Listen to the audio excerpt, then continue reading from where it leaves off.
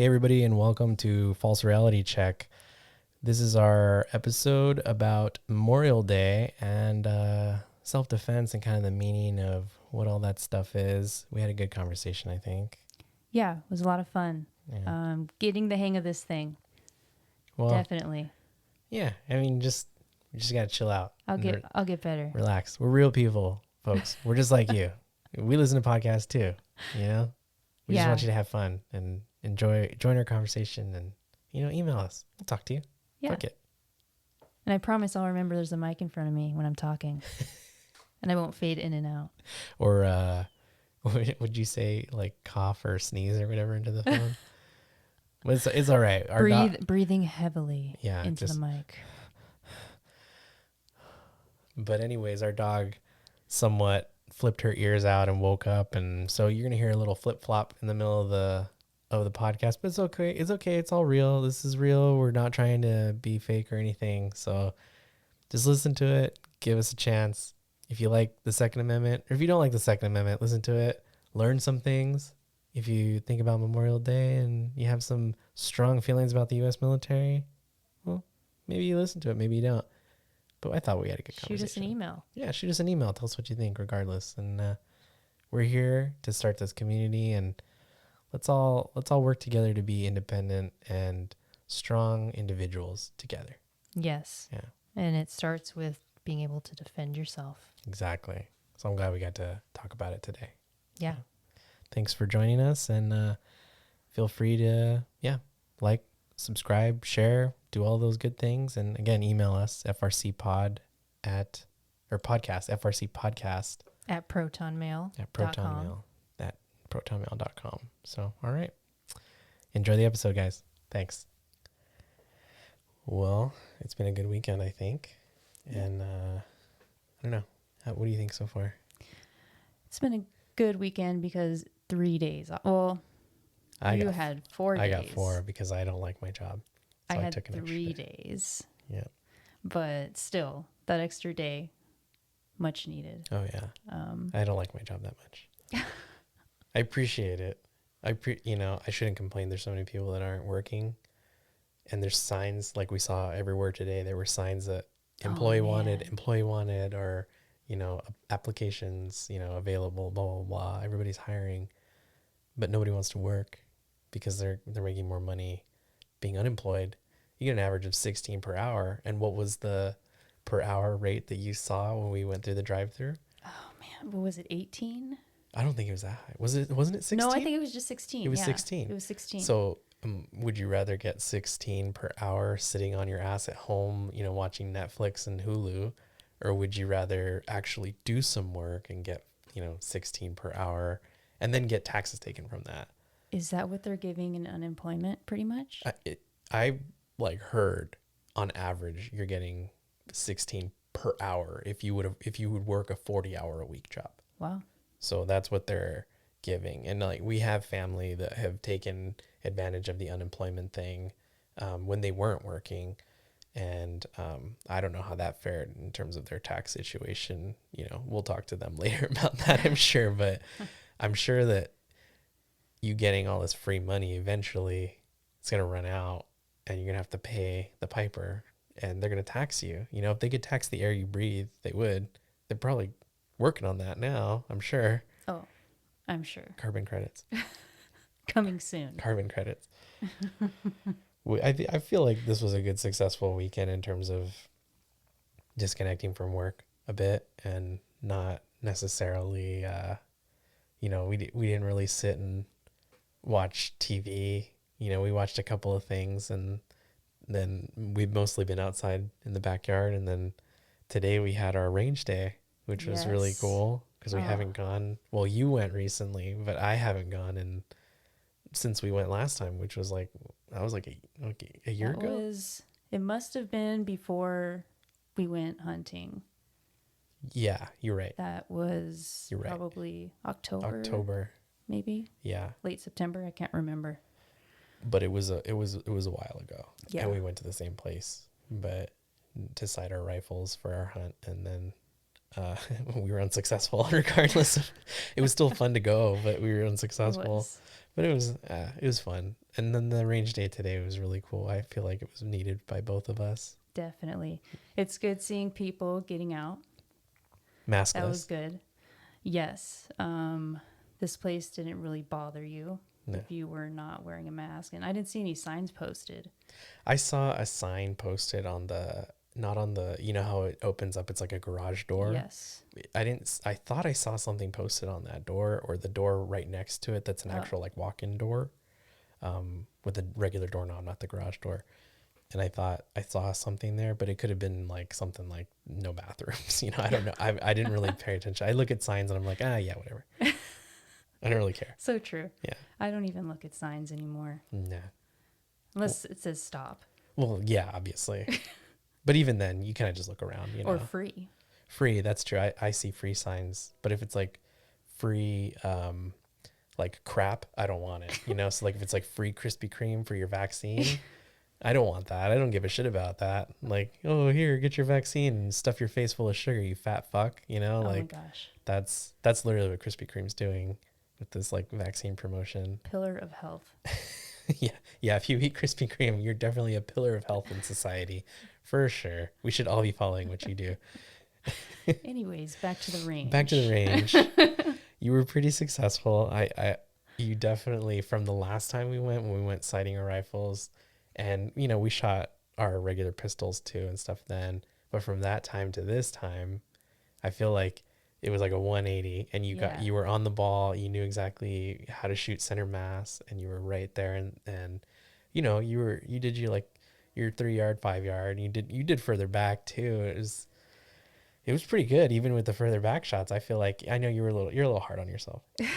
You're kind of hard on yourself, I think. That trigger, I just got to figure that out. But my trigger pull is it's too much to the left. Yeah, you mean like when you pull the trigger, it slides the bullet to the left more. Yeah. I got to work on that. But as far as my groupings, oh yeah, they were much better. They were spot on. Yes, you were all within like the first like 2 or 3 rings of the little, you know, the ink guy, the guy that's like that. And we got to work on video, because I gotta do these little like movements and people aren't seeing me. I'm just doing it for you. But I feel like you got like right in that center part, and pretty much every one of your shots, like you had one, I think, that was like really to the left that I think wasn't on the guy. That was on just the paper. Yeah, it was just outside. But that was just the one. Everything else you pretty much got on the paper, or you got in that center grouping. And I feel like for me, like, it's easy for me, I feel like, to get in that center grouping. The test today was the headshots. Was like, work on your headshots and see if you can do headshots. Because if you can do center grouping, you're fine. But if you can get headshots, that means you're a really skilled shooter, you know? Yeah. The reason why I thought of doing the headshots, I know it's kind of a twisted reasoning, but do you remember that church shooting a while ago? I think it happened in, I don't know if it was in Texas or I don't know, some state. I think there was a few, but there's been a few church referring shootings. to, I think I know what you're talking about. It was some homeless guy who you know, churches don't turn people away, and they shouldn't. They're churches. That's just how churches work. And I guess he brought a shotgun in under his coat or whatever and killed someone. And one of the members of the church was... A few of them were carrying. A few of them were carrying with permission of the church, obviously, because they were trying to defend the congregation. And one of them, who's like I think he's either former police or former military, he shot with I think a SIG P 635 or 365. I'm messing those numbers up. I don't know the SIG models too well, but it was a really nice gun. And he just shot one shot, and he took the guy's head. Yes. Boom. Just like that. And I'm like, wow. Like, to me, that's discipline. If you can, in a crowded situation, if you can nail out that person that's a threat to everyone and get him with a headshot, one bullet, that's perfect. Because you know it's going to go in that cranium, and it's going to bounce around for the most part. It's not going to go all the way through. And depending on how close you are, of course. And this guy must have been... At least in the surveillance video, he was like, I don't know, probably like 9 yards, which is fairly distant, right? Yeah. And he headshot, boom, got the guy, ended the threat right then and there. Then people closed in on the guy, and, it was safe and all that. But I figured today, if I work on that, I could be like that dude. I don't go to church, but if the situation arises where I need to defend people, then I'm there, and I can help as best I can, or I can at least survive myself and get home. Yes. Which to me is a big deal. Of course. But you totally surprised me with how well you shot today. I was pleasantly surprised, and I feel like the class that you attended really helped and gave you like a huge amount of discipline around it. And I'm not gonna lie, it's a turn on. Just saying. It was a good class. Like they put you in your place. They're not afraid to do that. Oh yeah. And yeah, it was good instruction. It was honest, and they pretty much, it's all hands on. They show you some things, but for the most part, you're on your own. And the rangers are, I don't know if they're called rangers. Range safety officer, RSO. Yeah. They're standing by, watching. But yeah, it was just a basic handgun course that I took with my mom. Yeah. It was that was awesome. It was a Mother's Day gift. She for her, not for you. No, yes, yes, it was for her. She recently bought a handgun, and I thought, oh, this would be a perfect opportunity. Take a class. I've never taken one, and I did not grow up with guns, so I thought this was a good opportunity to just learn a few things. Kind of go balls out. I saw the video. Yeah, the video of my mom is really cool. That was cool too, for sure. I liked watching her shoot. Yeah. That was fun. I know that gun, because is your mom the same height as you, or are you a little taller? I might slightly a little be taller. A little taller, right? Yeah. So your mom's a little shorter than you. So to see her holding that long barreled gun, I mean, it's a standard normal size semi-automatic Glock. Yeah. But for her frame and size, it's a very big gun. Yes. And to see her kind of with the recoil and everything deal with all of that, it was like, wow, she's doing it. The size did not intimidate her. No, that was a lot of fun. Yeah. To watch her first shot, because she didn't know what was coming. It was cool. And it was cool, but she handled it very well. She adjusted super fast. Yeah. Yeah. And the range safety officers were standing by to help her with her stance and how to hold the gun properly. And she was leaning back a little bit when she first started. And you kind of got to put your weight into it. You have to put your weight forward. Chest out, booty out. Mm-hmm. Yeah, that's your center right there. Your booty is your center. Yes. Yeah. So I've been standing like that and not having tea with the queen, as they say, when you hold your gun. Do not hold your gun like you're having tea with the queen. Don't be dainty about it. Yes. Isn't that what he said, or did he say the queen thing? Is that what he said? That's what he told me. That's what Bob or Bill or whatever his name is said. Yes. So that class was awesome. Yeah. Taught me a lot. But I'm taking the next level up. Mm-hmm. General handgun safety. So that'll cover a little bit more when your gun jams, a little more tactical things on the range. Yeah, I'm looking forward to it. Yeah, I think that one's a 2-day one, like you said. Yes, that is 2 days. Yeah, this first one was just a day, but it was a full day. It was full day. It was an 8-hour class. They feed you. Yep, hot dogs. That was fun. Hot dogs and potato salad and all kinds of cool stuff.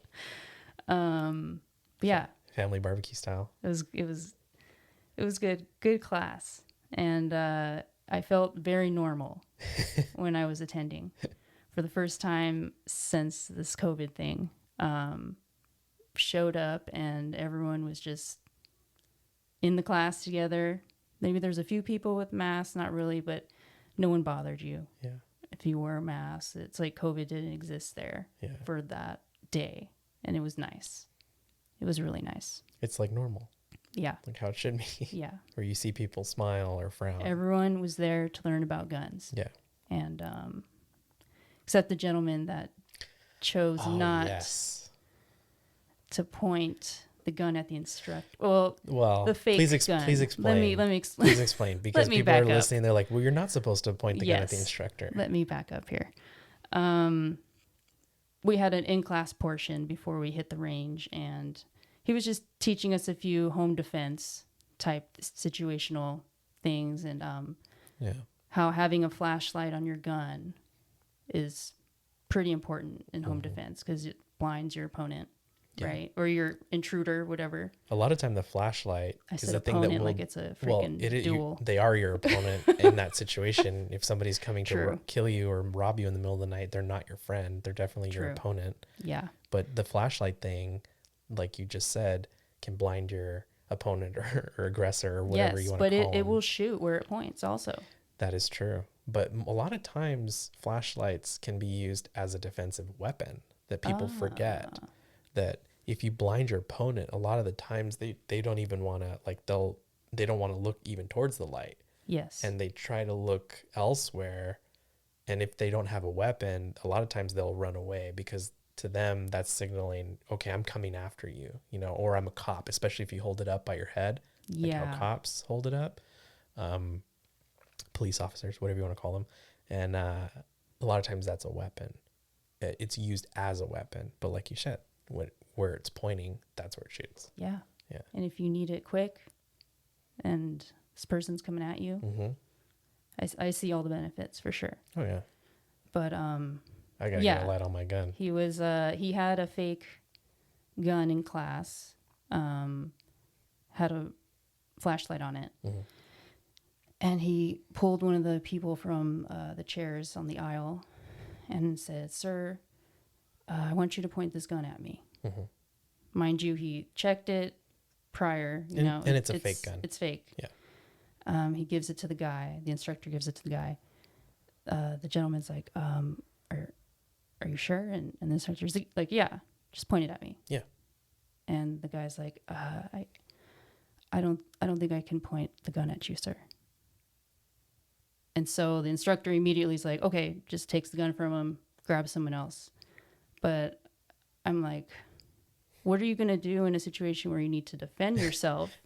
With a real gun and a real aggressor. You can't point a fake gun at an instructor who's trying to help you better your skills.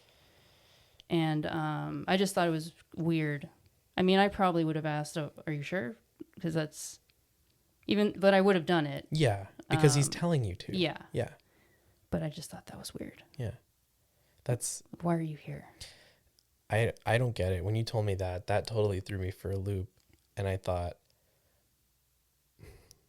the first thing, using guns, you have to have some form of like mental toughness, right? There has to be some sort of mental fortitude in you to understand that I'm using this tool, because guns are tools. They are weapons when they're used to defend or attack, but guns are tools. And if you don't have the mental fortitude to come to the understanding where you may need to use this tool to defend your life and end someone else's who's attacking you, if your brain can't even come to that sort of leap or understanding, which really is not a leap, it's an understanding. If you have a gun and you need to defend yourself, you're going to use it. If you're going to use it, that means you're going to kill someone. Yes. Right? If you can't even come to that, you probably shouldn't even have your hand on a gun. You're the type of person who believes that if something happens to you, you're going to call the police, and they're going to show up like Superman with capes, and they're going to help you and do whatever it is that you need to be done for you, to defend you, right? That's not how it works in real life, though. That's not pragmatic. That's not realistic. Yeah. It's a fantasy to think that you call the police and they're there in a second to defend you and use their guns to somehow hurt the bad guy, but not you. when guns are involved, there's a lot of crossfire. There's things that can happen. If you don't know your backstop, if you don't know where the bullet is going to end, it's probably not safe to shoot. But if you're in a situation where you need to defend yourself, you have to come to that awareness and at least know, okay, I'm going to have to point this at someone. And at some point, I'm going to have to pull the trigger and end that person's life. Because at that moment, it's you or them. And if you don't believe you should go home at the end of the day, you're going to lose that situation. But if you believe I'm going home at the end of the day, no matter what, you're probably going to win that situation. Yeah. Because you're going to have the mental fortitude to say, fuck this person, I'm out, and you shoot them and they're done. And defensive situations occur like that. I think there's some statistic out there, even the CDC, which as much as I laugh at them because they're stupid. They're dumb. The CDC did a gun study where they found out that something like 500,000 to 5 million instances occur every year across the US where a gun is used in a defensive situation to protect someone's life or property. But the news doesn't report on that because it's not sexy. It's not blood and guts. They only want to report on like mass shootings and why guns are bad, but they never report on why guns are good. But more lives are defended by guns than are taken by guns, if you look at the pure statistics. And so for that guy, how old would you say he was?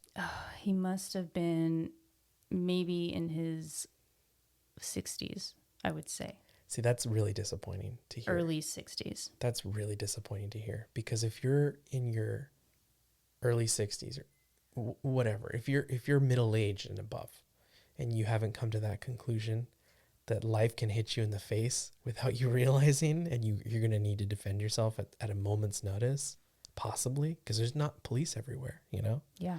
If you can't come to that, Yeah.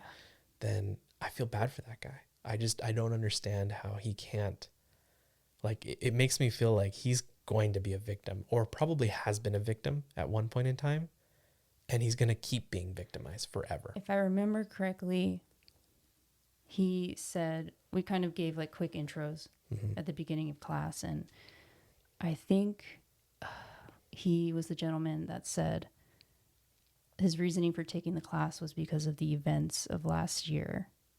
Really with the riots and really stuff. opened his eyes. He didn't specify. No. It was like the events of last year really opened my eyes, and I need to learn how to defend myself. But he didn't want to in that moment. That's why I was just like, huh. I don't understand that. If you understand, like, it sounds like he's halfway there. It sounds like he understands that he needs to be able to defend himself, but he's not. Now he's not to the stage where he's willing to defend himself.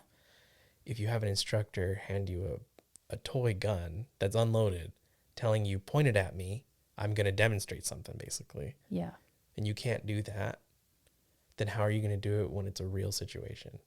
I feel bad for that guy. And I hope that he doesn't get victimized. But I feel, being realistic, he may. And especially with crime increasing right now because of all the defund the police talk. And there's some areas that have defunded the police a little bit. And I feel, crime is going up, especially property crime.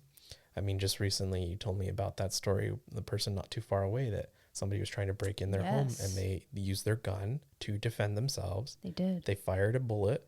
It didn't hit the person, but hit the wall, but the person took off and ran. And that's what you know, I'm not saying randomly fire at your wall. Don't do that. If you're going to have a gun, know how to use it. And if there's somebody trying to hurt you and break into your home, then you should probably kill that person. You know, I'm not saying that. Yeah. I'm not saying go around killing people, but I'm saying if somebody's attacking you or attacking your property, you should probably defend it. Otherwise, why do you even have anything? Can that person turn around and sue you? I don't know. Can a dead person sue you? Say they get away. No. I'm just saying, say you're a terrible shot and the person gets injured and they get away. Okay. Like injured how? Like they get shot in the leg, but they're able to get away. They're able to somehow get away even though you shot them in the leg? Yes. Can they turn around and sue you? Did you shoot them in the front of the leg or in the back of the leg while they were leaving? Okay. I see where I this is think going. that's where my question is. Yes. If you shot the person in the back of the leg, in You're- this yes. state, you're probably liable for damages. I would see that. And they might even come after you for shooting the person in the back of the leg. If a person is breaking in and you happen to shoot them in the front of the leg and they're injured because of that, well, they were approaching you. You shot them in the leg. You missed their center mass. Yes. Next time, shoot their center mass. And the reason why I say that is, and before people get upset when people go and if they listen to this and they say, "Oh, you're giving people bad advice. You should shoot people in the leg." No, don't shoot people in the leg. If somebody's coming after you, you shoot center mass. And the reason why you shoot center mass is because they're a threat. Yes. Right? You don't know what You don't know what they're they capable of. broke into your home, first of all. If someone has a knife, Yes. someone can close a 20-foot gap with a knife in less than a second. And then you're done. If they get a hold of you and they have a knife, you're dead. So you need to close that gap faster than them. And the only thing that can do that is the bullet that comes out of your gun. So you must close that gap. When police shoot, the reason why they don't shoot the leg is because when you shoot somebody and you take their life, you may have to defend yourself in court. And when you defend yourself in court, you have to prove that you were in fear for your life. If you had the wherewithal in the moment to shoot them in the leg, you were not in fear of your life. You just wanted to damage their leg. Yes. So my non-legal advice to you, don't take this as advice, but if me being a homeowner, if someone's breaking into my home in the middle of the night, in the middle of the day, I don't care. I'm shooting center mass and they're dead. I'm emptying the magazine on them. That's how they go.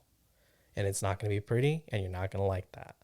But you know what? It's me or it's you. And I'm just sitting here home peacefully, Yes. minding my own business, and someone comes to disturb that and, bring violence to me. Yeah. I'm going to return violence back to them and defend my life and my property. I mean, I have a wife here. I got a dog here. I got stuff that we've we've defended with our money, with our lives. We will take care of ourselves and our stuff. Nobody's going to come and take that because I'm not trying to go out and hurt people. But the attacker, the aggressor in that situation is. And so to me, you forfeit your social contract with me where I don't touch you and you don't touch me. Yeah. Because as soon as you start fucking with me, well, I'm going to fuck back and I'm going to fuck you harder and you're not going to like how I fuck you, basically. But that's just a little, I don't know. my thinking behind it. Of course, I'm not a guy who doesn't want to point a fake gun at an instructor who tells him to.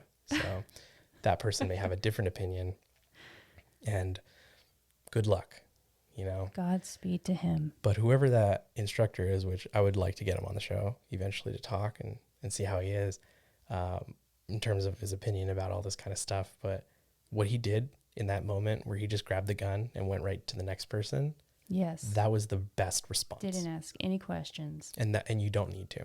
Yeah. You don't need to. He took control of the situation, and that's exactly what you need to do as the instructor there. And he did the best move possible. Like when you told me that, I'm like, boom, that's it right there. That's a professional. He knows exactly what he's doing. He was really good. Yeah. I was just like, dude knows his shit. Like right away. Because if you have a mentally unstable person around you, you need to disarm the person right away. And granted, it's not a real firearm, but just take it away from him. You know what I mean? Yes. So he needs to go to a safe space and lie down with a puppy and calm down or whatever. If he's so fearful about how things are going, but he's not willing to defend himself, I just don't get that mentality. I can't understand it. I really regret not finding him when we were out on the range because I wanted to see him in action, but I just forgot to look for him. I was focused on my mom. Well, then when I was online, I was shooting. Oh yeah.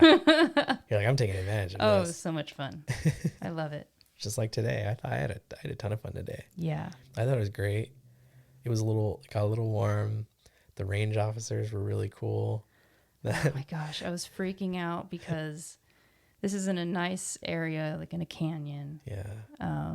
There's some chaparral habitat around us. And we're shooting into the sand berm, pretty much. And there's lizards, like Yeah. side blotch lizards Oh my gosh. going across the sand. And I'm freaking out. I'm like, I don't want to shoot one of these things. So, well, if they don't want to get shot, they'll move got out of the so way. much anxiety, but other than that, it was a good time. You were like pointing out the birds too. You're like, oh my god, that bird Oh just my flew in God, front of your bullet. You missed it, I didn't. I wasn't aiming for a bird. I was know you weren't. aiming for the center of a target. but it was just really funny. I'm like, these animals don't care. No, they didn't care. They It's are like they're living- so used to it. They are living on the edge. They're Yeah. living on a firing range. These are like these animals are like the suicide by cop humans. You know, like the ones that just load up on PCP and they're like, man, fuck this, and they just steal a cop car and start causing chaos, and takes like 6 officers and 3 tasers to bring them down. So these birds are on drugs. Probably. Who knows? This is California. There's probably drugs growing everywhere. Yeah. So who knows? They might be Interesting. on something. They might be on PCP too. We see syringes and shit on the floor sometimes. We don't know what's in them. You know, the birds just come and they peck a little bit. They get some PCP. They're all high and shit. And they're Oh like, my gosh. you know, I don't think so. I should just start like dropping like acid tabs and mushrooms around just to calm the birds down a little bit. But then they'll probably start attacking people. Who knows? You're killing You're us. killing us. Oh my God. Wow. Well, the reason why we went out initially was because it's Memorial Day and we both had the day off, and it got really busy over there. I mean, we first like parked. There was like a line before you could even drive in, but you know, it seemed like people really took advantage of the holiday, definitely, and they went out there. Yes. And they did their thing. Yeah, there was a line to get in. Yeah. But Memorial Day, I'm not really even too sure what Memorial Day is for, because we have Memorial Day, right? Yes. Then isn't there Veterans Day? Yes. Memorial Day is to remember those that died during war. Okay. Correct? So the victims. Yes. Okay.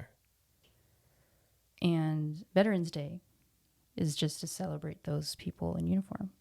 But they not necessarily those that have died, but those that wear the uniform. Yes. Okay. I get yes. Okay. Wait. Well, So veterans. Right? veterans, and just like for the U.S., because I don't think like other countries have Veterans Day. I have do they? no idea. Maybe Canada. Yeah, they have like They weird. copy. They have like Boxing Day and shit. I don't even know what the fuck that is. Weird names. They have all these other, like, their Thanksgiving's a different day than our Thanksgiving. Oh man. But I'm like, why? If you guys like, is your Thanksgiving the same story as ours with the Pilgrims and the Indians and the? Because if it is, like, why don't you just do it on the same day? Or why do we do it on a different day? Like maybe their day is the real day and our day is the fake day. Who knows? I don't know. Whoever approves these fucking holidays or whatever, the Congress probably, because they don't do anything else. But so okay, so Memorial Day is the day to commemorate those that have died in war. So, and let me correct myself because I said victims. But let me specify a little bit, because people are going to think, no, it's not commemorating the victims of the war, because like you wouldn't commemorate the Nazis that we shot, right? Well, I think it is for the victims, because I'm pretty anti-war. I don't believe in war. I think war is a racket. I believe that war is a invention of the state. War is something that can happen only when the state exists, and it forces us into conflict with other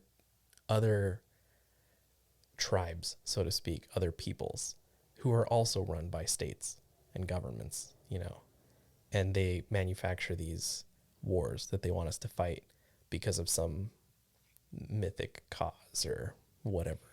It generates a lot of money. It does. A lot of weapons sales. It does. And ammo sales. that's why it's a racket. Excuses to build these crazy aircraft and armored vehicles that It costs millions upon millions of dollars. yeah. Yeah. It's a racket. And so I don't, while people go, well, what about World War II? Well, we'll get into that in another episode because I think that was a whole other thing. But I feel as though all victims of war, including the soldiers that are, quote unquote, defending, and including the soldiers that are attacking, are all victims. If you've died during a war, you are a victim of war, whether or not you've served a state or a country or not, because war is a racket.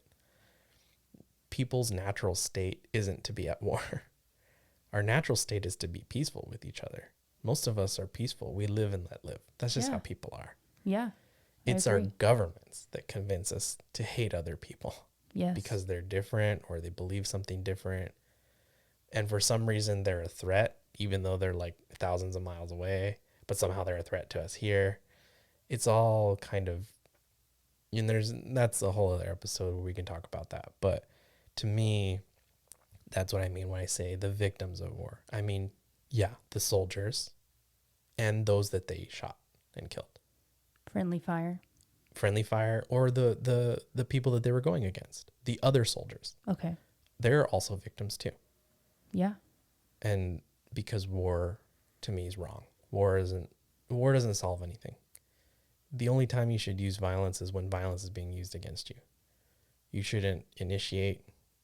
You shouldn't do any of that stuff.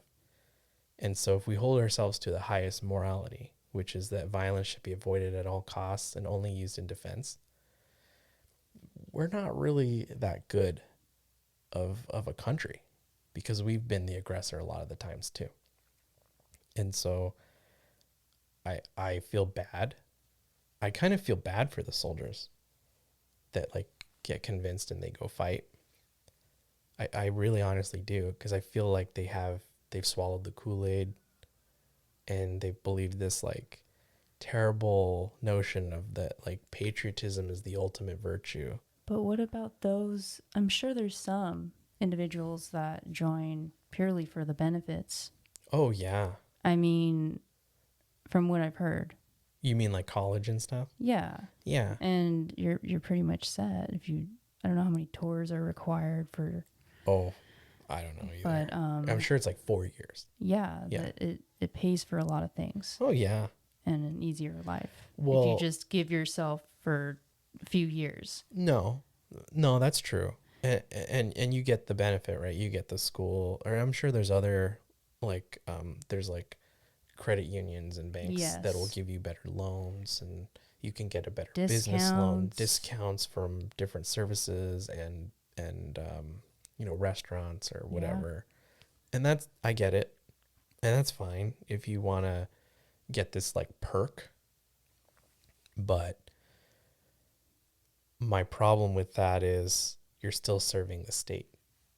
When you're in the military, and I'm sure people in the military go, no, I'm defending my country. Okay. I get that you believe that you're defending your country. But me personally, as your fellow countryman, I never asked you to go hunt people in caves in Afghanistan.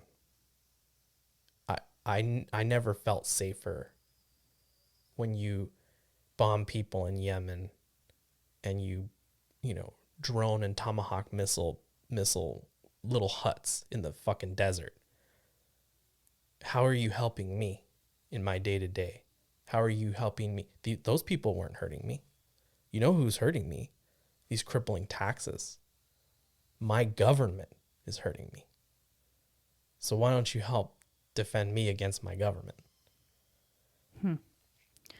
They don't see it that way. They've swallowed the Kool-Aid, which is why I'm like, I get it.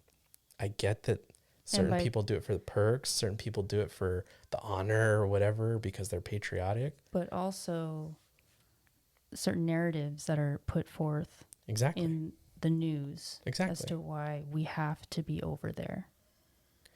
True. And this fear tactic. But a lot of people get into that. No. And they can't help themselves. I agree. But I feel like if you really want to help your countrymen, the best thing you can do is educate yourself so that you understand what's really happening. Yes. Not what your government and your media tell you. Yes. Because your government and your media lie. Oh, yeah. They're the best liars. I think Nietzsche said, the state only lies, or something like that. The only thing the state says is lies, or something like that along the line. Yeah. And it's true. They need to wake up to what's really going on. Yeah. But it's hard for some people. I get it, because they're in that left-right duopoly, that paradigm that they're stuck. Yes. And it's terrible. But that's what stuff like this is about. This show is about helping wake people up to these kinds of acknowledgments that, oh shit, I've been a part of this system this whole fucking time, and I can stop. I don't have to participate in this shit. I can do other things, and I can say fuck the man and fuck the state and fuck taxes and all that shit. People don't understand. You're being enslaved. The soldiers are being enslaved. We're all slaves. We just have, some of us have longer chains than others. Some of us, our chains look like they go forever, and the law is never going to catch up to us. Those are the politicians. Those are the FBI agents. Those are the DOJ people. But some people, the chains are very small. And that's people like us. We're at the bottom. We just work. We pay our bills. We pay the taxes we have to pay, because otherwise they'll put us in a fucking cage. And we try our best to live our life not acknowledging that they have power over us, and that we can do as much free things as possible to be free. And that's all we try to do. But they don't want us to do that. They want us to sit there and, oh, yes, daddy. Yes, whatever you want. And when you're in the military, in my experience from people that tell me their stories and all that kind of jazz, it's you get brought into this ideological kind of complacency, and where they kind of hypnotize you and make you follow authority no matter what. So let's say, for example, you have a superior officer who is like, oh, this village over here is growing opium. We need to go take them out, because, whatever, the higher ups say that that's bad and this is going to the US. And then you go and you kill all these people. And then turns out, oh, actually the higher ups just want to guard this opium field. They didn't really care about those people. They basically just took over. And now they're funneling opium and stuff to other sources, and they're shipping it in, through China and other intermediaries as fentanyl. Mm-hmm. And you're just supposed to sit there and go, what am I a soldier for? But had you been a critical thinker, a free man, not a slave, you could have gone to your fucking superior officer and been like, I'm not doing this shit for you. This shit doesn't help Americans. What the fuck do you want me to do? You want me to go kill these people? For what? How's this helping the dude in Detroit? How's this helping the grandma in Arizona? How's it helping any of these people? It's not. It doesn't help any of these people. So the opium, not just fentanyl, but would it go into other pharmaceuticals that have opiates? Yeah, or it just gets imported like via heroin, because the U.S. military does do that. That is a problem. Yeah, these days. That is a huge problem, and to serve some vast bureaucratic organization like the U.S. military, or any seat of government, any department in government, I feel like, and you thinking that that's helping your fellow Americans, you are sorely mistaken, and you are stuck in some sort of matrix that you just keep drinking Kool-Aid, telling you, yeah, I'm defending everybody. If you are, then why does shit get worse? How come things are getting worse? You aren't defending anybody. You're defending your own ego and believing all this bullshit. What you need to do is wake up and start defending people and start speaking out against these people. The truth will set you free. That's the only thing. So I feel like those that defend us, in commemorating them on Memorial Day, is it's I feel like it's a good idea to feel bad for them, but I don't really commemorate them and go, we used to go to hockey a lot. What do we do in the second period? You stand up for the service member, right? Yeah. Everybody does, oh, and they clap and the audience claps. And Yeah. if you know a service member, you stand up and da da da da. And they do that in baseball. They do that in basketball. They do that in every sport. Sometime everybody stands up and you clap for a service member or for the service members. And the reason why they do that, ladies and gentlemen, is not because we love our service members in America, although we do. It is because the U.S. military pays these leagues to do that. The reason why they even sing the national anthem is because the U.S. military, the Department of Defense, pays these leagues to do that. What does that tell you? That tells you that these leagues are whores for money. They don't really care what the principle is. They care about the fucking money. So if they're willing to sell out their principles for some cash because they think, oh, it's okay if I take this. It's from the Department of Defense. It's from the military. We're just honoring veterans. We're just honoring the... We're just not doing that. That's what it is. What you're doing is you're participating in propaganda. You're brainwashing the public into state worship. That's what it is. And good ideas don't require compulsion. Good ideas, if I have a good idea and we both agree, we're going to both do it. Yeah. If I have a bad idea and we don't agree, but I pay you, does that make it a good idea? Depends on how much. See, there you go. And that's the power of the dollar. I feel like the dollar is a big drug, but you know what the other big drug is, I told you. Oh, man. So that's the problem. I feel like the other thing too is our military is kind of weak now. Oh.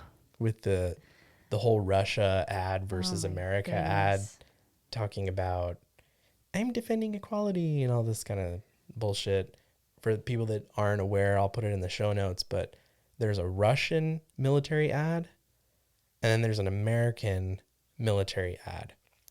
The Russian military ad looks like 90s American military ads where it was talking about be all you can be, believe in yourself, you can do this kind of a thing, like a badass. It's like a soldier who's dropping out of a fucking plane, doing push-ups, getting his head shaved. Those commercials were cool. Those commercials were cool. Like even the Navy commercials were like, see the world, all that kind of, have your own adventure, all that kind of stuff. All that stuff makes sense because to me, yeah, you join the military, you're probably going to get all that stuff. You're going to get adventure. You're going to get all that kind of stuff. And the military is just a very like macho, we're here to defend kind of a thing. And for the most part, if you are going to be in the military, please do defend us because that's the only thing you do that's good. Everything else where you go invade other countries and tell them how to do their shit, that's not good. Don't do that. But when you defend us, that's great. And the Russian military ad had that. Now, the U.S. military ad looked like a Disney cartoon. It was some Pixar wannabe tug at your heartstrings piece of work. It was something. Yeah. It's like, and I'm not saying anything bad about lesbians. Nothing bad about. I love lesbians. Everybody loves lesbians. Lesbians are cool, and I'm not saying lesbians shouldn't be able to marry. And I'm not saying I grew up with two mommies. Yeah, but that was basically the ad. I grew up with two mommies, and here is my struggle. And here's my struggle. And I fought for equality by marching and da da da da da, and all this kind of stuff. No, you didn't. It was gonna go that way anyways. It was gonna go that way anyways. Can you imagine a whole class of people that can't get married because they're gay? No. Eventually, it wasn't gonna be like that. It wasn't gonna be like that. And the people that they laud as heroes that defend this weren't even pro gay marriage until like it was convenient for them.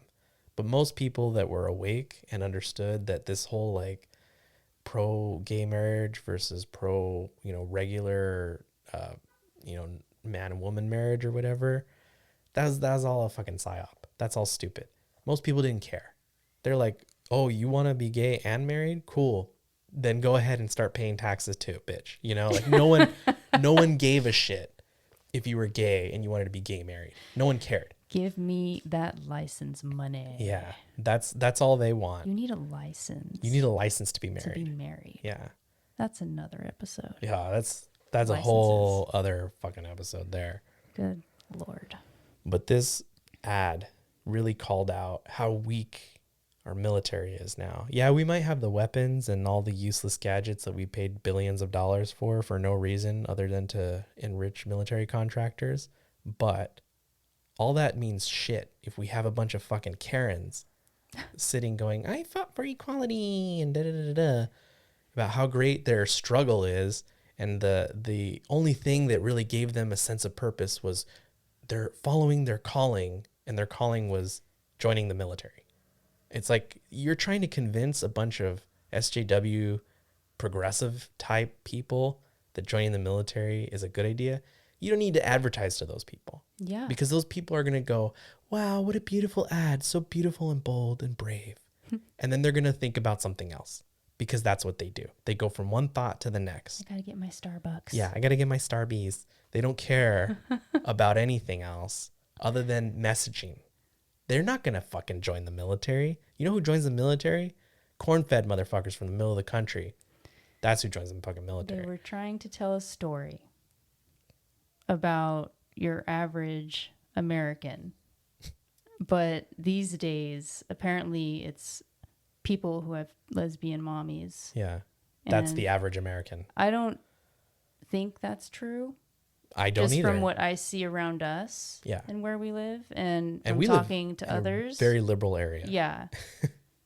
So they're reaching out to the wrong demographic, basically. Oh yeah. And yeah, I like you said, I doubt those type of people are going to want to join up, while the other ones that can are just like, yeah.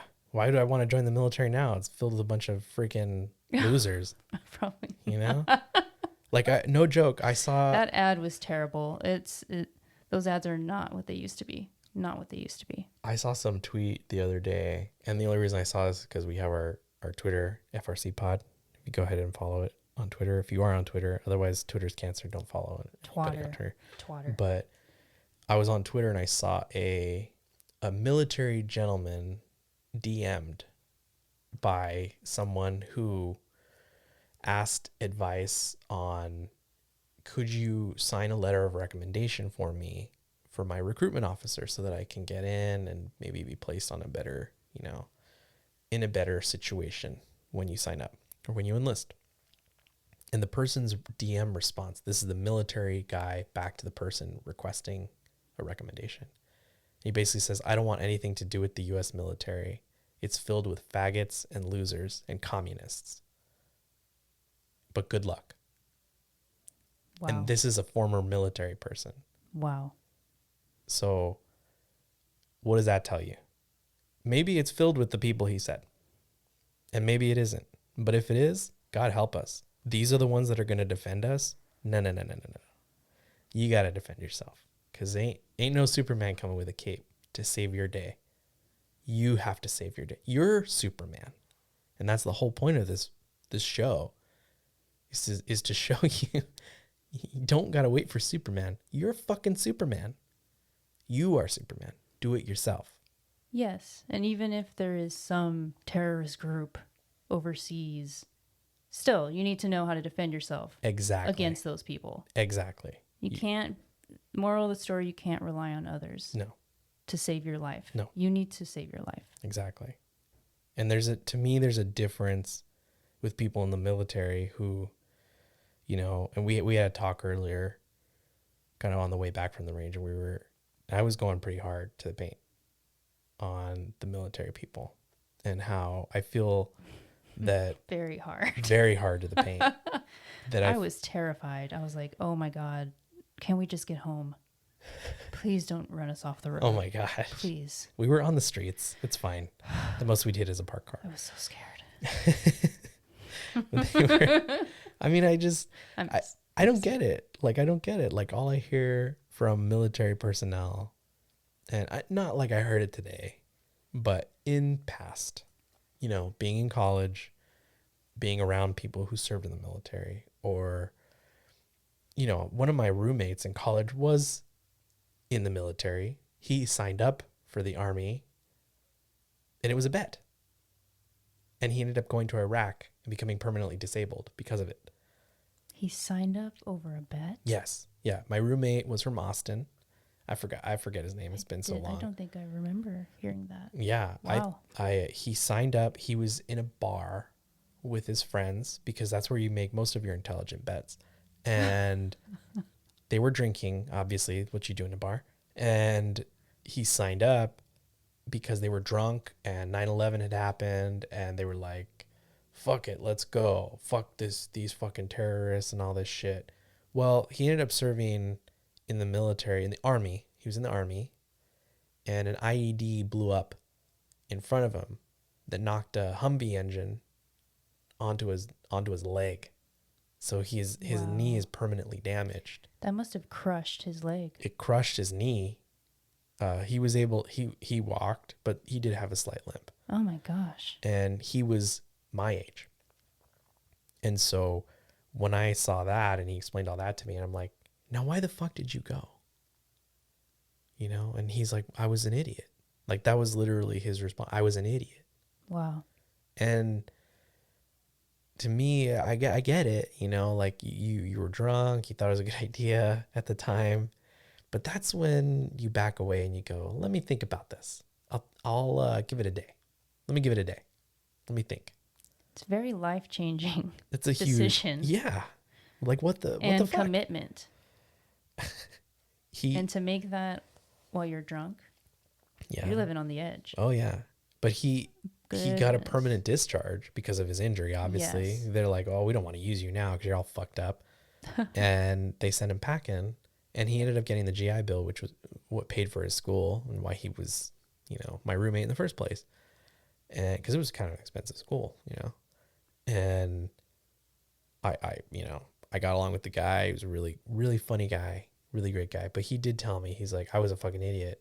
If I was back in that position, I wouldn't have made that decision because now my leg's fucked up, and I'm not gonna be running any marathons, basically.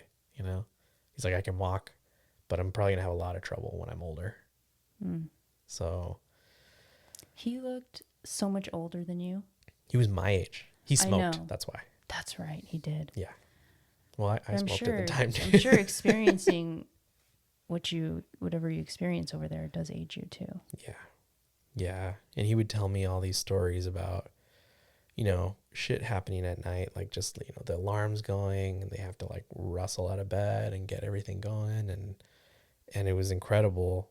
And I'm just like, why did you do this? He's like, I don't know.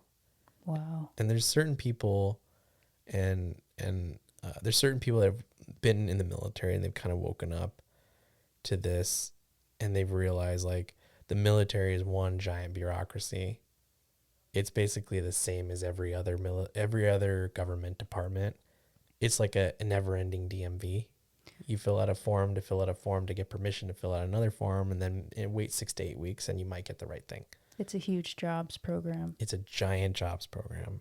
And the founding fathers, no matter what you think, and I always get this from Republicans, they always go, well, who's going to defend you against the terrorists? Well, me. I have a gun. I have several. I know how to defend myself. And I'm not going to pussyfoot around. Some motherfucker comes up, fuck around. Let's find out. That's my theory. But the military, I get that you think, oh, we need these. But our founding fathers always said the biggest threat to liberty is the standing military, is a standing army. Because you have a bunch of people amped up, ready to fight something, ready to fight a conflict. And they're just sitting here on our soil waiting. Don't you think that's going to make them go a little crazy? Also, don't you think that our government is willing to use them against you? Of course. If you don't think that, you should probably Google Japanese Americans 1942 and see what the government fucking thinks about you. Because that's what they think about you. If they could, they would. I'd And they'll do it again. I'd throw a Waco Oh, in there also. well. That's another thing to look into. Oh, yeah. We'll get into that for sure. But there's a guy that I pointed you to, a libertarian guy, Adam Kokesh, who he did serve in the military. There's plenty of video of him actually fighting in foxholes and all kinds of shit. I think he was in Fallujah. And he is like an anti-statist now. Like he is full anarcho-capitalist. He does not believe in the state.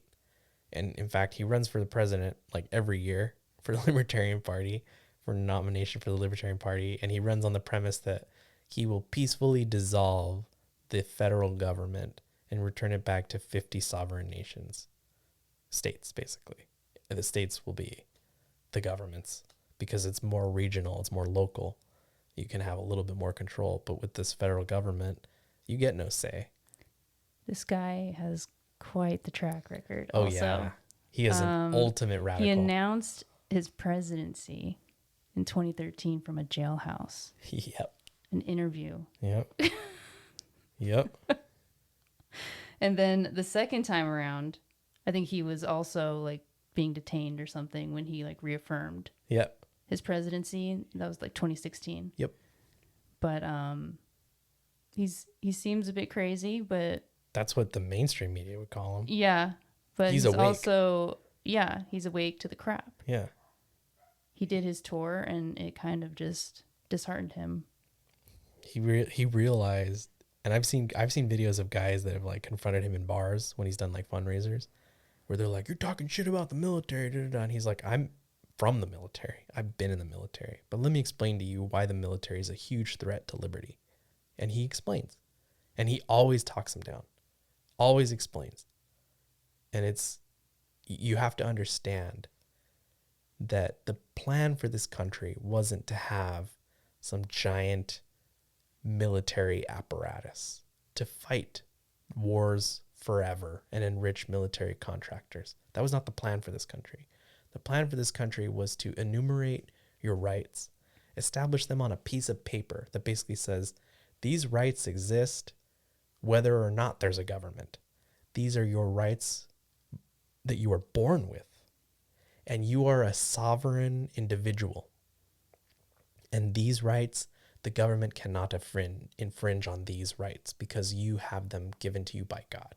God gave you these rights by purity of birth. And people here think the Constitution are rights that the government's giving you. Your rights don't come from the government. If they did, they would take it because they always do. Yeah. So I like how he wants to build a society based on respect. yeah, I like that too. He is doing it. He's doing it in Arizona. Which is how it should be. Yeah. Just mind your business. Mind your business. And live your life. Yeah. Like I told you, if I had my own flag, if I was my own nation, the front of my flag would say mind your business, and the back of my flag would have a middle finger and say fuck off. Because that's how it should be. Very direct. Yes, very direct. Mind your business and fuck off. I don't bug with you. Don't you bug with me. So like people that are listening to this podcast, like you chose to listen. If you don't like it, you can turn it off. No one's forcing you to listen. But you chose to listen because something in you sparked and you wanted to hear what we had to say. And that's cool. I'm glad you're vibing with us.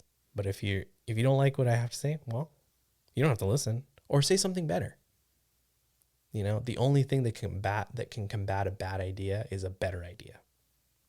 Yeah. Not silencing people or canceling them. You do that, you're basically proving their point. Someone tries to silence me or cancel me, you're proving me right. If anything, I'll take that as a compliment. Because it's like, oh, then what I was saying must have been right. Because I triggered a response and your response was silence. Silence you. So to me, that's like a badge of honor to be silenced or canceled. Yeah, you must be doing something right. That's the way I look at it. But I feel like people like this Adam Kokesh guy, I get his like, he's very principled in terms of nonviolence. To seek, liberty through nonviolent means, that's a good thing. But I always wonder about these military guys that talk big about all these battles that they fought in and stuff. And I'm reminded that there was a time in this country where the military did take power back for the people. And it didn't happen in the Revolutionary War. It didn't happen that long ago. It happened after World War II, the Battle of Athens. If people will just research that, they'll find that the town of Athens. 1946, right? Yep. Yes. There was a corrupt Tennessee. Yeah. Tennessee. Athens, Tennessee. There's an Athens, Georgia, so just don't mix the two together. Yes. They don't like that. But Athens, Tennessee, there was a town with a corrupt sheriff, and these veterans came back from World War II and they saw the corruption. And you know what they did? They held up the sheriff in his own jail. They basically had a battle in the streets with guns, yes, and they fired at each other. And they took over, and they basically kicked the sheriff out and arrested him. And they took the town back for people. Now, all these military people talk about how they defend the country, defend the country, defend the country. When you say defend the country, to me, it's like code for I defend the state. I defend the state. Who makes up the country? Is it the state or is it the people? To me, it's not the state. To me, the state is the apparatus of control. But who the country actually is the people. Like, I don't like the government. I don't like the government. But I like my neighbors. I like the people that we live around. Yeah, sometimes they throw loud parties, you know. Sometimes they got, you know, barky dogs. But they're not my enemy. No. They're my friends. They are my community. And if something happens to my neighbors, I'm going to be there for them. If they need me, I'm there for them. But that's the thing is, my community isn't my city. It's the people. It's not the city government. Yeah, you're right. The people around you. Exactly. In your neighborhood. So people that are, let me defend the country, I'm defending the country. You have to understand, at least in my eyes, I'm not going to look at the military like, oh, I must respect them until I start seeing them do things that actually deserve respect. And that means defending Americans. I'm not saying we should have like the military should do a coup, right? That's not a good idea. That's like trampling the Constitution too, if the military does a coup. But what I do remember is, and I think I talked to you about it. This was when the whole Trump thing, the voter issue was going on. You remember that Overstock guy, Patrick Byrne, the former CEO of Overstock? Yeah. He made a comment. They said that he had a conversation with Green Berets, and they said when the federal government goes rogue, trust the Green Berets, because their loyalty is to the Constitution, not to any government official or office. I do remember seeing that. And when he said that, I'm like, okay, so are we going to have some Green Berets going to actually take out some politicians here? Because let's be honest, the ones who are causing the conflict and the war aren't other countries. It's the politicians we have and the media that are working hand in hand. It's like hand in glove, basically, and telling us how to live our lives and rolling over our rights and just taking things back. Are the Green Berets going to come and take it back for us? Well, it's been several months now that former Vice President Biden has been sworn in. Probably illegitimately. I mean, let's be honest. Who the fuck voted for that guy? It's happening. He is. He is in that position. He's in that position. And with all these like people that were like, we are watching this man deteriorate. Oh yeah. He is gonna daily. His brain is melting. He might not even just. He might be a fucking This robot. might be Weekend at Bernie's at this point. Yeah, and Kamala's like pulling the strings behind him and shit. Who knows? But for all these like Q people that were talking like, oh, the military, it's always been the military. The military is going to help us out. The military ain't going to help you out because the military is part of that machine that gets fat off the teat of government. So they're not going to help you out. And the people in the military aren't going to go rogue and help you out either. It's been several months now. I don't see any Green Beret operations going. I don't see any way that certain military units are going to actually end this bullshit government that's trying to roll all our rights back and take everything away from us and force us to get a vaccine and put us on a fucking vaccine passport or whatever the fuck they want. I don't see military doing anything. Do you? I mean, it's not being reported to us in the mainstream or the alternate media. Yeah. But I mean, even the alternate media, like the Q people, I'm sure there's still like, there's some Q people that are believing in the Q thing and they're like, oh, they're military's in control. They think military's in control. No, they're not. No, they're not. To say something that bizarre, you have to prove to me. Is that really still a thing? Oh, yeah. These Q people aren't going to let that shit go. Wow. This is like their end all be all. They thought Trump was going to rescue us all. And then now they're like, no, Biden's now part of the plan. And then the military is in control. These poor bastards could have had a garden yeah. or done something productive to With help their time. themselves. With their time. They could have learned how to use their guns better. Instead of trolling 4chan, believing in something that just does not exist. Anyways, that's another. that's an entirely different. Let me stop myself. Thing, but stopping myself. Yeah, to me, I don't see the military helping us out. Yeah. I don't see them saving us. So you have to save yourself. You have to be your own Superman. You have to do what you need to do to defend your life and to defend your property. And one of the key things of that is knowing about self-defense. But what does self-defense mean to you? Defending your family, your pup, even though they are family, your property by any means necessary, avoiding friendly fire. Yeah. Yeah, having the capability of just being able to defend yourself and your life and your family. To me, property not so much, but yourself and your family, number one. Shit, my property means a whole hell of a lot to me. Yeah, so. But if they were like, here, give me your ring or something, you know? No. Just be like, take it. I don't give a shit. No, I would still cap that motherfucker. I don't care. Well, if you're not carrying anyway. If I'm not carrying, I'm stabbing that motherfucker. I always carry something. You're right. I always carry some sort of mode of self-defense on me, whether it's lethal or non-lethal. I have something on me, and if I can't, then I'm going for your fucking neck right away. Bust out my pepper spray. Yeah. Over a ring? Over a ring? Does the person have a weapon in their hand? Or are they just saying, give me your ring? No, they do have a weapon. They have a weapon? Then I hope you have a stronger weapon. Yeah. Which is why I advocate that everyone should be carrying firearms with them, either concealed or open carry if you have a state where that is allowed.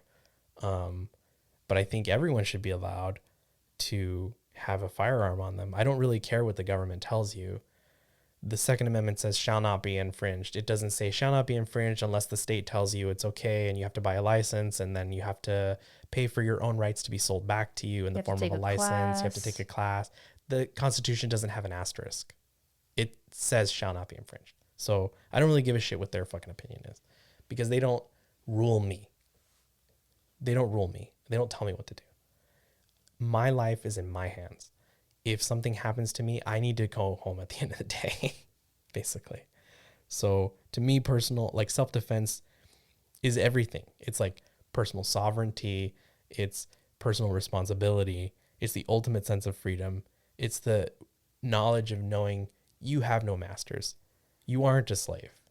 You are the master of your own destiny. You are the master. You're the master of your own domain.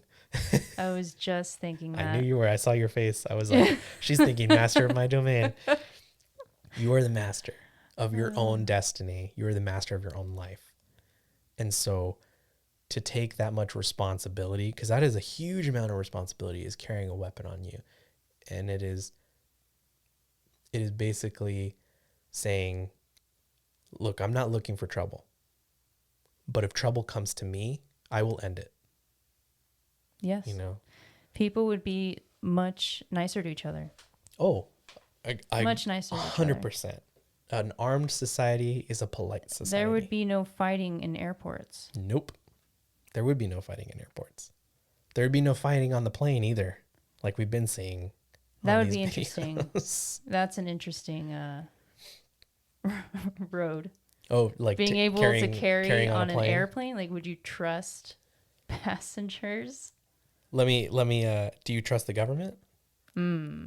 Because there are people armed on the plane. They're called air marshals. Oh, of course. Yes. That is the government. I know air marshals. That is the government. I'm just saying, hypothetical situation.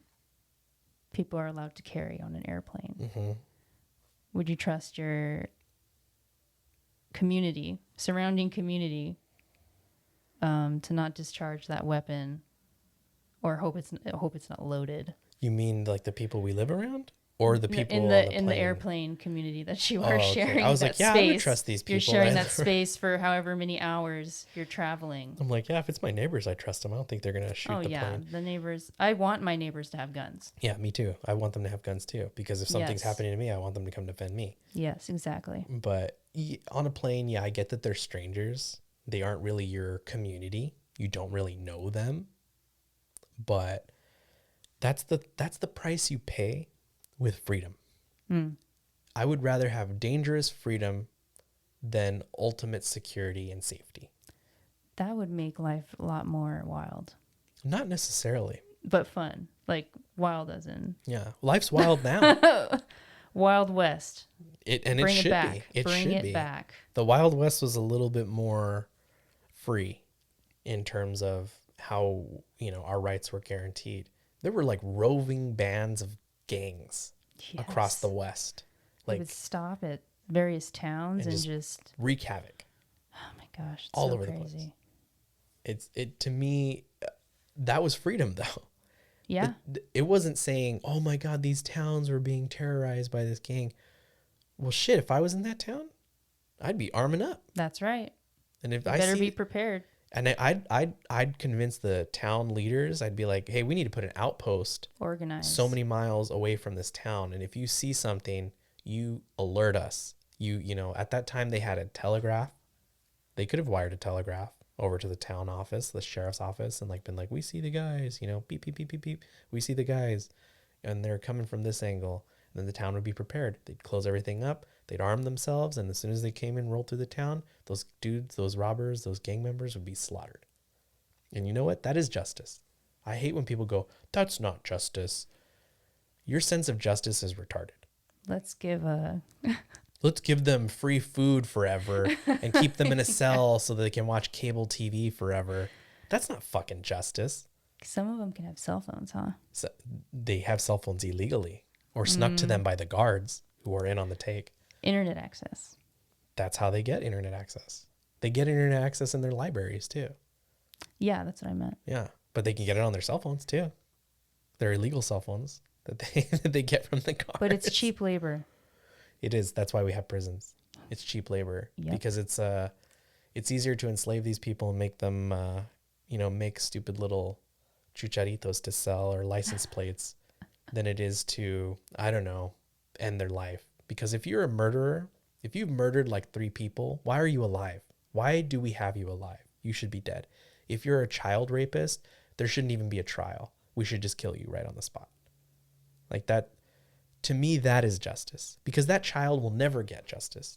So the least you can do is, I don't know, kill that person so that they never do it to another child again. Shoot them dead. Shoot them dead. First, you should probably shoot them in the dick and then you should shoot them dead or let them die that way.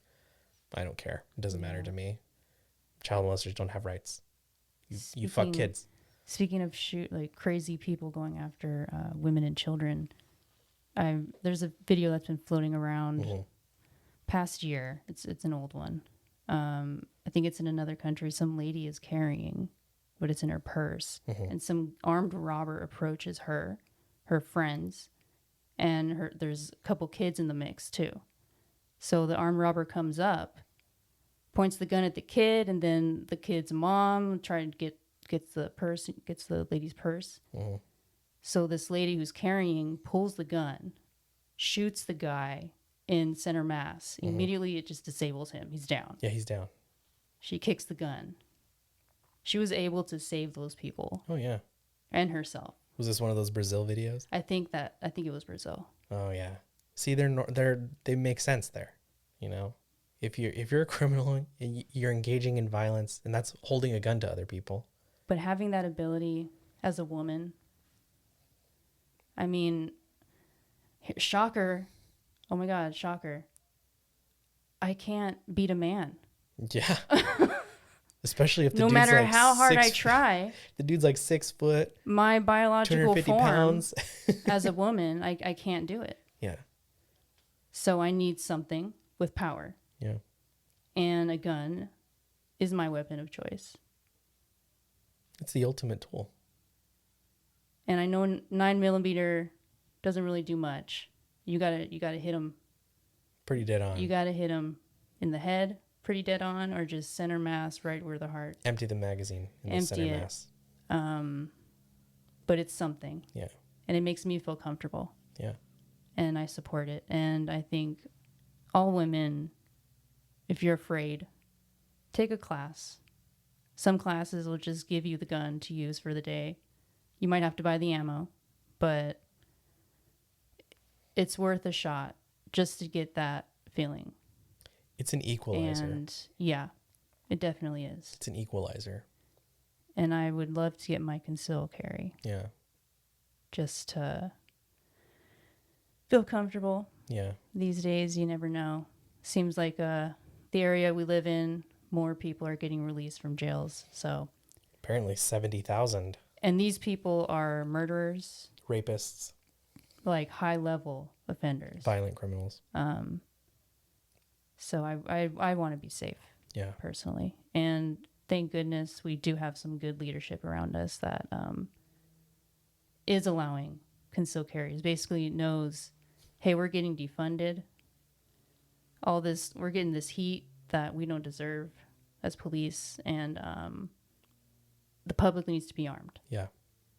So we need to hand these things out. Yeah. And I think it's a good idea. They're signing them out like candy now. People need to be able to defend themselves. You just go get for us, you got to go to a class. You go to like 8-hour class. You have an interview with your sheriff. You explain your reasons why. And for the most part, you're going to get it. It's going to be fine. And this is in a very liberal area. Liberal state. The area we live in is like a mix. But I think that's a great idea. That's sheriffs empowering the citizens to do what they need to do. I personally don't even believe that we should have police, because I think if everyone just carries, there would be a lot less crime. I just believe that there would be a lot less crime, because your community will defend itself at some point. You could turn neighborhood watches into pseudo neighborhood police forces, where if somebody's coming in, and they're not, they're acting strangely, or they look like they're casing houses or whatever, well, you have like 5 neighbors with guns confront that one person, and you go, hey, what the fuck are you doing? Yeah. Get out of this neighborhood. We don't want you here. And yeah, that might lead to some bad confrontations in terms of people getting their feelings hurt. But I'd rather some fucking feelings get hurt than that dude wreaking havoc and breaking in to all these homes. Fuck that dude. I'm on team people. I'm not on team criminal. It seems like police are more of just a backup. Yes. Because response time is not immediate. Yeah. You need to be able to handle the situation yourself. Yeah. For 15 minutes? At least 20. The average response time for police is 20 minutes. So you need to know what to do within that 20 minutes before backup arrives. Yeah. I mean, my thing is, if somebody's breaking into my home and I take them out, I'm not even calling the police. I'm just calling the coroner. Come pick it up. Take the trash out. I don't give a shit anymore. That person doesn't have rights anymore. Hold on. We're going to dig a hole in the back. We got cement in the back. We're going to use that body as compost. There you go. For our garden. There you go. I like that Fargo better. that motherfucker. We must not let that go to waste. We will Fargo that motherfucker. Yes. Yeah, I would love, and eventually here when we get free from the city and we move out to the country, I would love to have like no trespassing signs that say trespassers will be used for target practice and buried in the garden for mulch. Yeah, or you can say trespassers will be used as compost. Yeah. Either one. Either one. I love your sayings I know, because mine they're are- always so long. Well, yours was just as long, I It feel was. like. I tried to shorten it. Yeah, by like 3 words. By like 3 words, I think. Oh man. I don't know. I love the Second Amendment, but in the end, at the end of the day, I don't think we really have a bunch of rights. I mean, the Second Amendment literally says shall not be infringed. And I'm glad we have it because thank God, at least we have something where we can buy a gun to defend ourselves. Yeah, you got to wait so many days before you can pick it up and pay an exorbitant amount of dumb state fees for background checks and craziness, but you can still get them right now. We're not at the stage where you have to build your own. Although, if you're smart and you have the machines and you know how to do it, They're have trying. fun. They're trying to take that away. They're trying to take that away too. Yeah, they want to take people's right to build their own guns. Ghost guns, as they call them. Yeah, there's no such thing as no ghost gun has ever been used in a crime, fucking ever, Oh my goodness. ever. It's the one amendment says shall not be infringed, and it's the most infringed. I know I've told you before, but there are over 20,000 gun laws from the federal all the way down to the community level in this country, meaning 20,000, some overlap, some don't. Is that an average of the states? That is an average of federal, state, Yeah. community laws, Okay. like city and all that kind of stuff. Okay. So yeah, the laws, there's 20,000. There are 20,000. So it's all the way from the federal down to the community level. Yeah. And the places with the most gun laws tend to have the most gun violence. Like places like Chicago have a huge amount of gun laws. Like there for a time you couldn't even own a gun legally in Chicago. There was like an NRA case that they took to the Supreme Court that established that no, it doesn't matter where you are, you have the right to have a gun. And that's what I don't understand is like these rights are being argued over. No. In the words of what Monica Perez, wonderful reporter, Propaganda report. the Shout Constitution was the compromise. That was the compromise. Mm. The fact that we wrote it down on a piece of paper, that's the compromise. Anything beyond that, you're stealing rights now. You're taking shit away from us. And so they also have the National Firearms Act. So prior to the National Firearms Act, people would be allowed to get grenades, military style automatic weapons, suppressors, sometimes known as silencers by people who are dumb. And those are items that now, if you want to get those items, they're not even available in every state. Like in our state, you can't even get NFA items. No. But if you go a state next door, you can. If you're a resident of another state, you can get NFA items. So NFA items, not National Firearms Act items, are items like short-barreled rifles, sawed-off shotguns, automatic weapons. So weapons that when you pull the trigger, it just keeps firing until you release the trigger. Semi-automatic is you pull the trigger, a bullet fires, you let go of the trigger, it reloads, and then you can pull it again and it shoots again. But you have to release the trigger every time. And these types of weapons are, for the most part, you could reconfigure a lot of weapons to be automatic fire if you alter the sear component on the gun. If you alter the sear component, SEER, you can make them into automatic weapons. And I'm not going to go into how to do that because that's all on the internet. If you want to know how to do that, that's on the internet. And I'm not recommending anybody do that because you're going to have the ATF up your ass. That's going to be, that'll be through the subscription. Yeah. Yeah. Subscribe. And you'll get an email on how to make automatic weapons that I don't know how to make. But I'm not an engineer. I just know that this is what you do to make these things. I don't have any of these things. I just know that that's what you use to make these things. And then the government has developed this fake term, assault weapon, which is a non-legal term. There's no definition of assault weapon. Everything is an assault weapon because you use it to assault someone. A pencil could be an assault weapon. It doesn't really matter. They basically defined it so that assault weapon are scary black guns that are long and you can hold a lot of bullets in their magazine. But there's no logic behind it. It's not like in California, you can have an AR-15, but it has to look gay. You know, it has to have like a fin grip. You can't have a thumb hole stock. You can't hold it like a pistol. And even that they're trying to get rid of. Like everything in California, they try and get rid of. They don't want you to defend yourself at all because they want you to be weak. And you can literally go to the state next door, get a normal AR-15 with a pistol grip and a magazine that holds 30 or more. In California, you're limited to 10. And unless you bought your magazine well before the ban, which a lot of people lie and say they did.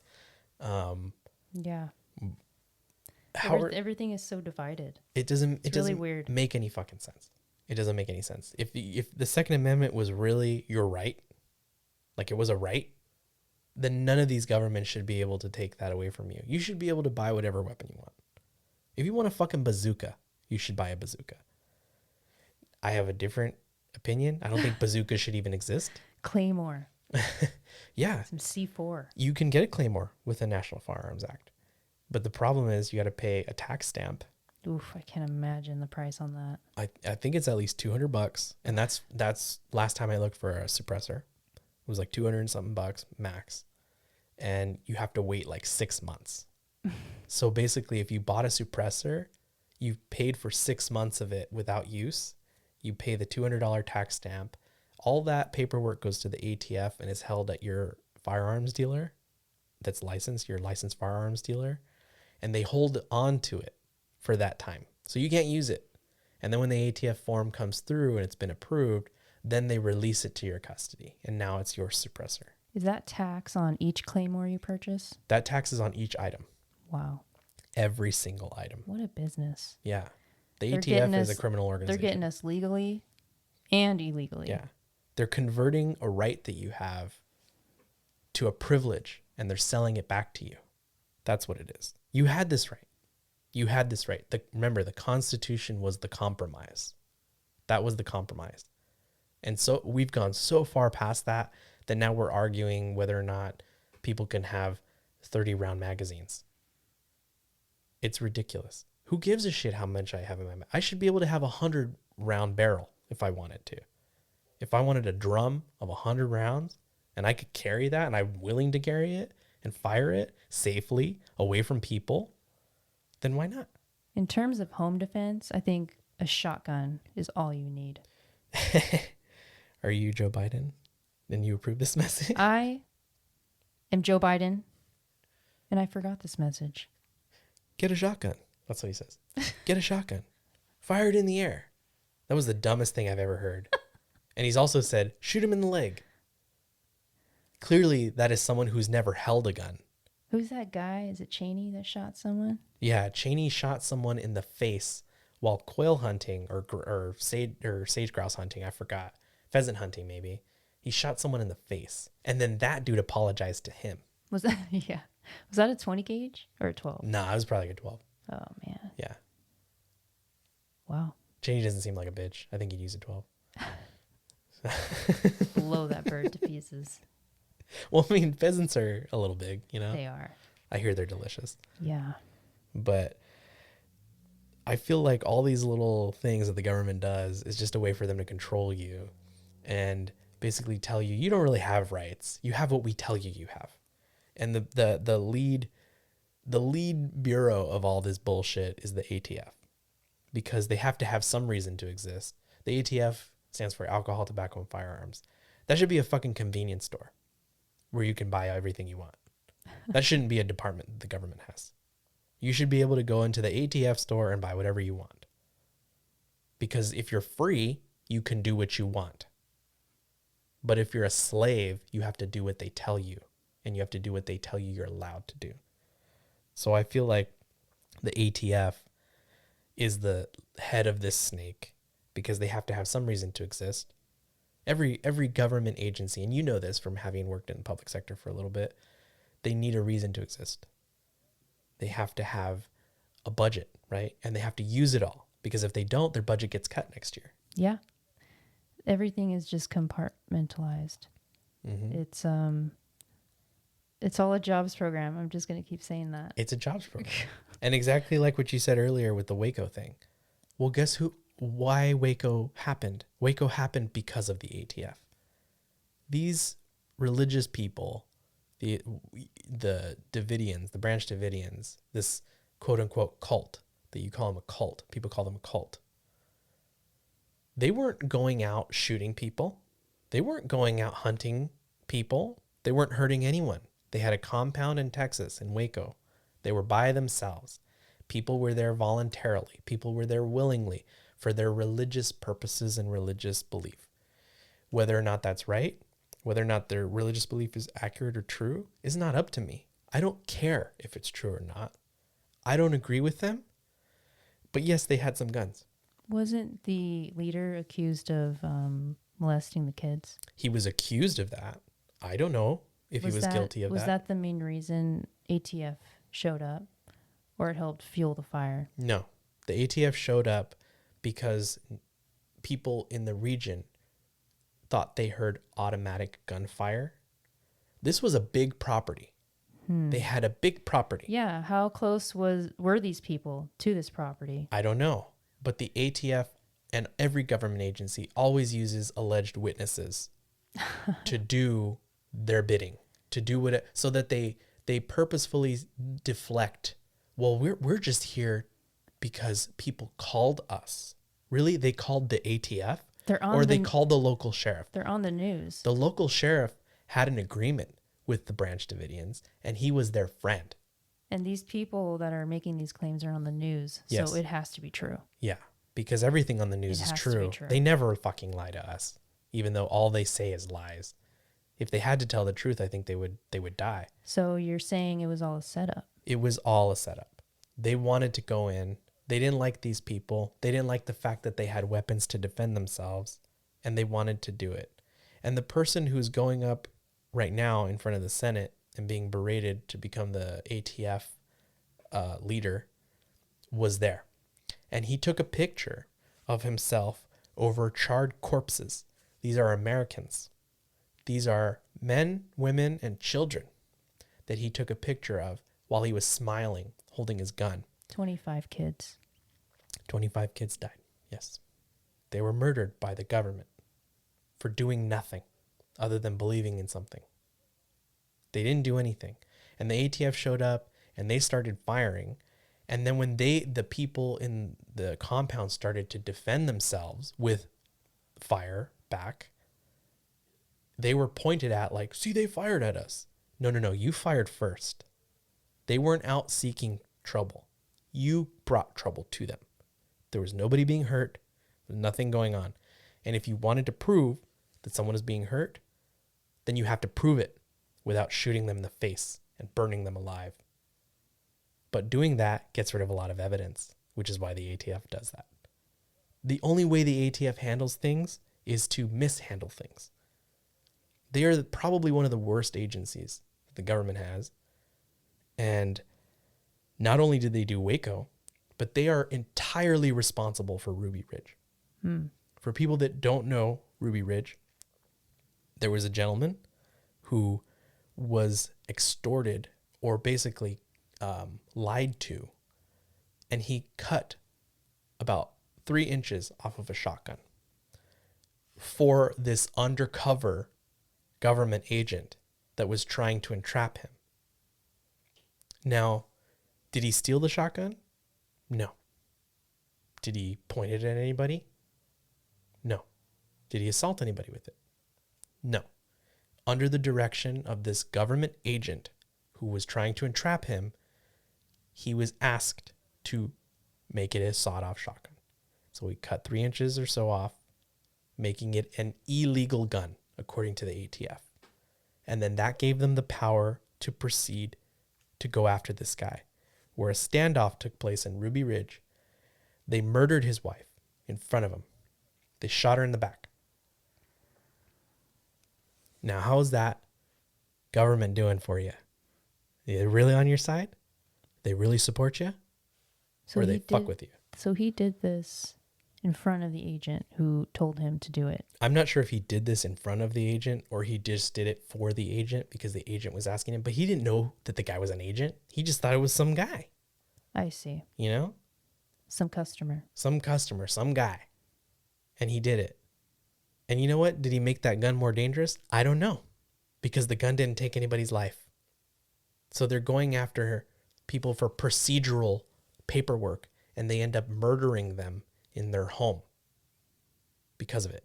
If you don't think the government's going to do that to you, I got a bridge to sell you, buddy. It doesn't make any sense to me that we should trust these people.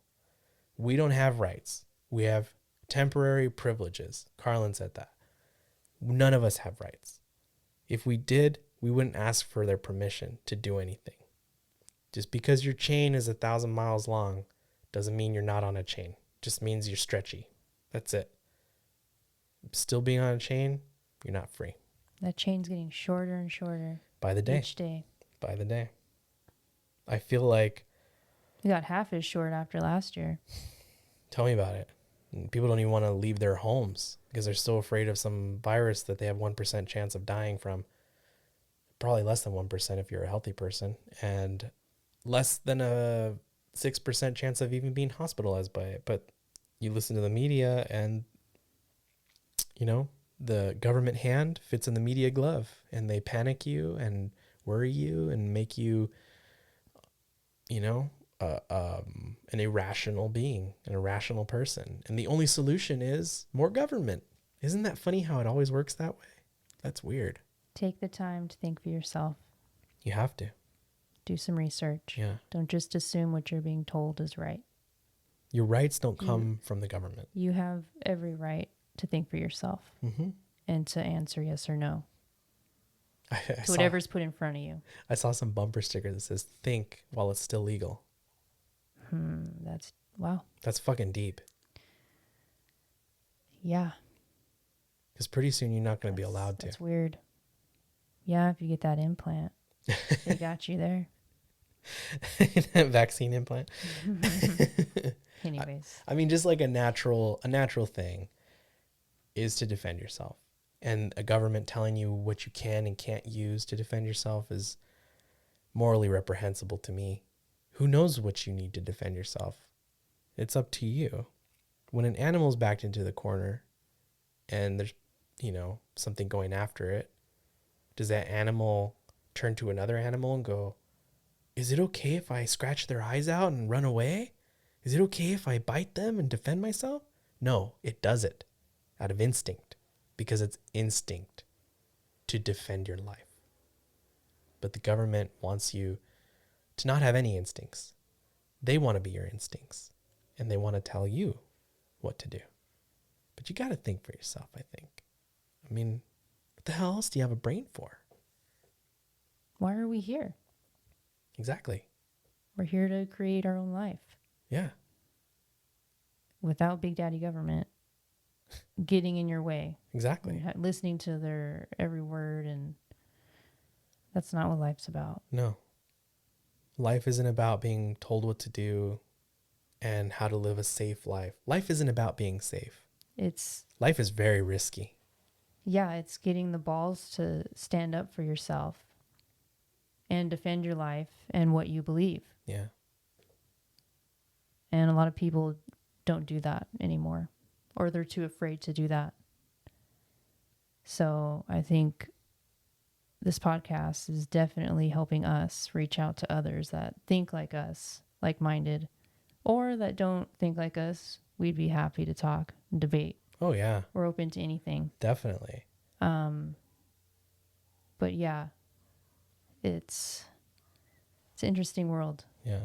Really. I had another question for you, because you made a huge admittance, I think, earlier when you said, as a woman, you don't think you could handle, you know, like a big guy. So a gun is your tool for defending yourself, your chosen tool for defending yourself. But, and I'm not asking you as a woman, I'm asking you as a person. It doesn't matter if you're a woman or a man. Are you assuming my gender? I'm sorry, I didn't mean to assume your gender. But how do you think a disabled person feels? Someone who's in a wheelchair. Oh, boy. Do you think that they're more vulnerable than you? And if so, do you think that they could, I guess, get some sort of sense of power back for their life if they knew how to use a firearm properly and defend themselves? I think it depends on the state that the person in the wheelchair is in.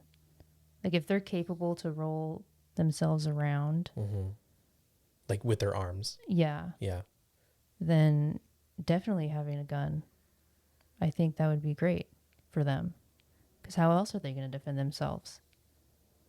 Unless they're on a freaking hill. Yeah. And they're rolling really fast. And they're yeah. That's their only escape, is just roll down that hill. Yeah. As fast as they can. But yeah, if it's someone who has a caretaker. I mean, maybe the caretaker can help. The caretaker could help. But then you're putting someone else's life at risk for just doing their job. Yeah. You know, of helping that person who's disabled. Yeah. So, yeah. But that's an interesting. I wonder how many. A lot.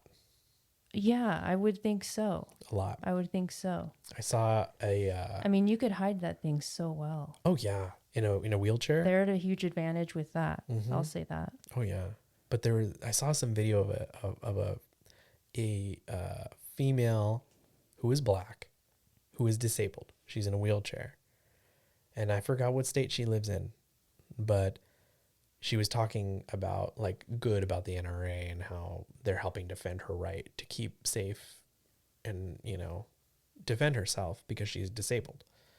And I remember thinking, okay, yeah, you're in a wheelchair. Totally makes sense why you would need a gun, because somebody's going to try and take advantage of you. Someone's going to try and fuck with you because they think you're weak because you're in a chair. But if you have that gun, you're equal. Everyone's fucking equal. Yeah. That's the equal playing field. I feel like equality, in terms of how we were discussing earlier with the woke ad for the army with gender equality or, marriage equality or whatever the fuck.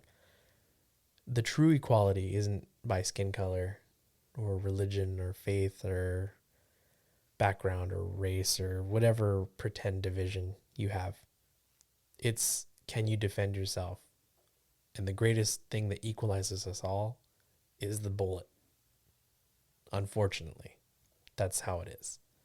So in order to be equal in terms of defensiveness and being able to, protect your own life, why not? I think disabled people especially should be given firearms to help defend their own life, and they should learn how to use it and properly use it. And I agree. I would feel much safer if I knew people who were disabled could defend themselves and they don't have to wait for the police to show up. Yeah. So, but just food for thought, so people don't think that we're all about the able-bodied and we don't care about the vulnerable and disabled. I just had that last little bit. I appreciate. That's a good question. I appreciate your honesty, and I would look forward to having more of these conversations and sharing. And we have a couple more planned that we'd like to get out there. I don't know when we're going to post this, but for those that are listening, go ahead and give us a like and share. We're on Twitter, Gab, and Float. On Twitter, we are at FRC Pod, and for Gab and Float, we are at False Reality Check. We don't really take part in the social media stuff too much. I kind of just use it to post when we've posted stuff. But if you want to reach out to us, you can reach out to our email. What's our email? Oh my gosh. Is it False Reality Check? No, I think it's FRC there you go, Podcast. Yeah. I think that's at Proton Mail. FRC Podcast. But this is False Reality Check. This is False Reality Check.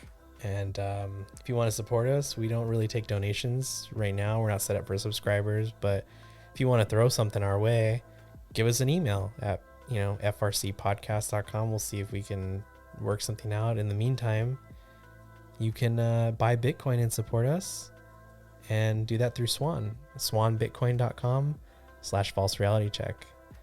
I am your host, Buffalo Rambler, and my lovely co-host, Mrs. Rambler. and we will see you next time. Thanks, guys. Bye, guys. Bye.